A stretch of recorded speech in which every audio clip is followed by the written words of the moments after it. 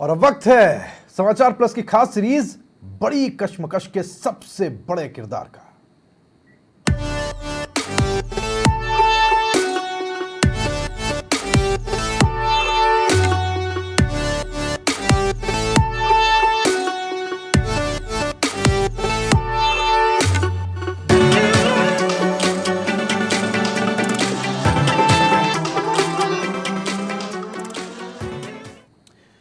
आज के हमारे किरदार हैं वो जिनका रुतबा पार्टी में एक बार जो बना तो या तो बरकरार रहा या सिर्फ बढ़ता गया। वो जिन्हें पार्टी में एक किरदार को हटाकर किरदार बनाया गया। वो जो मंझे हुए सियासतदान हैं, अपने इलाके में विरोधियों को नचा देते हैं और अपने मंच पर डांस से समा बांध देते हैं। अंग्रेजी में कहावत है ब्लेसिंग्स इन डिस्गाइज, हिंदी में कहते हैं बिल्ली के भाग का छीका टूटना। 2020 की गर्मियां जाते जाते मानेसर में एक ऐसा ही छीका टूटा और भाग्य बदल गया हमारे आज के किरदार का।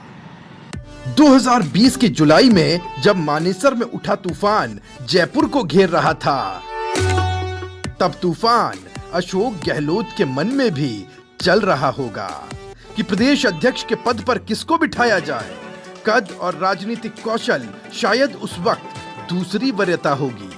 वफादारी बेशक पहला पैमाना थी और अशोक गहलोत की नजर तत्कालीन शिक्षा मंत्री गोविंद सिंह डोटासरा पर आकर ठहरी। सबका चौंकना लाजमी था। डोटासरा तब तक विधानसभा में 3 कार्यकाल बिता चुके थे, प्रतिपक्ष के मुख्य सचेतक भी रह चुके थे, विधानसभा में अपनी तीखी आवाज के साथ तीखे तेवरों से एक अलग पहचान भी बना चुके थे। लेकिन पूरे सूबे में संगठन का नेतृत्व करने के हिसाब से उस वक्त कईयों ने इनका कद छोटा महसूस किया। डोटासरा को लेकर लोग जो सोच रहे थे वो अपनी जगह, लेकिन वो आत्मविश्वास से लबरेज थे। शिक्षा मंत्री रहते हुए उनके बयानों की तल्खी चर्चा का सबब बनती रही, तो प्रदेशाध्यक्ष रहते हुए बीजेपी और आरएसएस पर उनके तीखे बयान कम सुर्खियां नहीं बटोर रहे थे। आरएसएस ऐसा कर देगा, आरएसएस ऐसा कर देगा। भाई जी अब कल और राज आ जाए, कांग्रेस को नहीं आरएसएस ने बिल में बांट देगा, गारंटी है। डोटासरा 3 साल के छोटे से अरसे में अपनी पहचान को नाथी के बाड़े से निकालकर तुमने नाथी का बाड़ा समझ लिया इसको, मोरिया बुलवा देने तक ले आए। ये दिलचस्प है। पहली चोट तो आज 3 मंत्रियों का ही मोरिया बुलाना है। शेखावाटी में वो एक बड़े नेता के तौर पर उभर चुके हैं और जाट समाज में बहुत बड़े नेता के तौर पर। लेकिन पेपर लीक और रिश्तेदारों को इसका फायदा पहुंचाने के आरोप डोटासरा का पीछा छोड़ेंगे हाल फिलहाल ऐसा नहीं लगता। डोटासरा राजनीति के मंझे हुए खिलाड़ी निकले। उन्होंने हाथ में आए मौके को हाथ से जाने नहीं दिया। प्रदेश अध्यक्ष बनते ही ऐसी ऐसी चालें चली कि अच्छे अच्छे देखते रह गए। सबसे बड़ी बात ये कि आसमान में चमकते इस नए किरदार को आपदा को अवसर में बदलना आता था। जहां एक तरफ लोग ईडी से भाग रहे थे, वहीं डोटासरा ईडी के आने का नुकसान से ज्यादा नफा देख रहे थे। विधानसभा चुनाव से ठीक पहले इसी क्रम में केंद्रीय एजेंसियों ने उनके घर पर दस्तक दी, लेकिन डोटासरा इससे बेपरवाह दिखे। वो कहते हैं कि इसका विधानसभा चुनाव में उनको जोरदार फायदा हुआ, वो हारी बाजी जीत गए।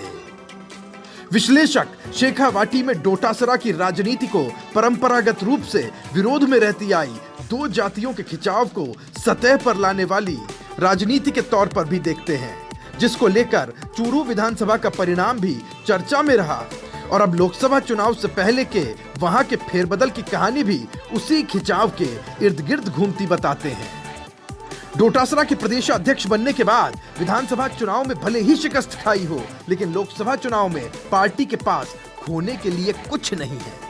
कांग्रेस के शुभचिंतक मानते हैं कि पार्टी अगर इकाई की संख्या में भी प्रदेश में लोकसभा की सीटें जीतने में कामयाब रहती है तो 400 पार से ज्यादा चर्चे राजस्थान की हार के होंगे।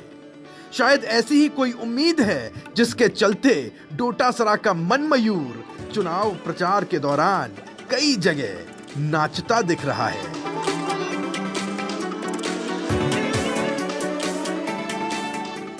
राजनीति में नाथी का बाड़ा हो या नाचते मोर का शोर, डोटासरा का जोर हमेशा दिखाई देता रहा। लाउड स्पीकर ही नहीं बल्कि ट्विटर पर भी उन्होंने मोर्चा थामे रखा। मजेदार बात यह है कि राजनीति के सावन में जहां मौका मिलता उनका मनमयूर नाचता भी और गाता भी। सहयोगी राहुल अवस्थी और स्वप्निल बैरागी के साथ दीपक व्यास, समाचार प्लस, जयपुर।